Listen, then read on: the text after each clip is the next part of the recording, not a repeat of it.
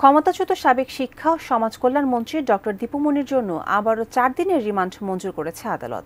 এদিকে রিমান্ডে দিলেও নিজের আইনজীবীকে চুপ থাকার সাফ বার্তা দিলেন ডক্টর দীপু মনি। তিনি ঠিক কী কারণে এমন কড়া নির্দেশ দিলেন নিজের আইনজীবীকে, বিস্তারিত ডেস্ক রিপোর্টে।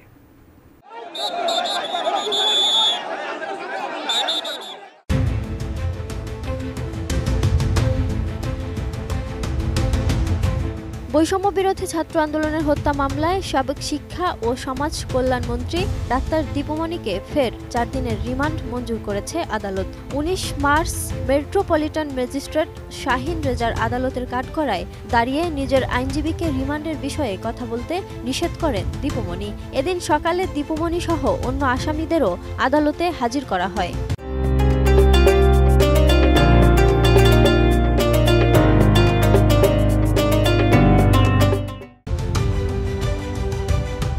রিমান্ড শুনানির সময় কাঠগড়ায় দাঁড়ানো অবস্থায় দীপু মনিকে তার আইনজীবী জানান আদালত তার জন্য ফের 7 দিনের রিমান্ড চেয়েছে। প্রত্যুত্তরে দীপু মনি তার আইনজীবীকে বলেন রিমান্ড দিক শুনানিতে, তবুও কোনো কিছু না বলার জন্য নির্দেশ দেন ক্ষমতাচ্যুত সাবেক এই শিক্ষামন্ত্রী। আদালতকে কিছু না বলার জন্যই আইনজীবীকে অভিহিত করেন তিনি। তখন তার আইনজীবী জানান এই রিমান্ড বাতিলের আবেদন করেছেন তিনি। এ সময় বিষয়টি নিয়ে কোনো শুনানি না করারও আশ্বাস দেন তার আইনজীবী। 19 মার্চ সকাল 9:45টায় পুলিশ পাহারায় তাদের ঢাকার মেট্রোপলিটন ম্যাজিস্ট্রেট আদালতের কাঠগড়ায় তোলা হয়। পরে যাত্রাবাড়ী থানার ওবায়দুল ইসলাম হত্যা মামলায় দীপু মনির 7 দিনের রিমান্ড আবেদন করে পুলিশ। শুনানি শেষে আদালত 4 দিনের রিমান্ড মঞ্জুর করেন। এরপর 10:25 পুলিশ প্রহরায় আদালত থেকে ফের দীপু মনিকে হাজতখানায় নেওয়া হয়।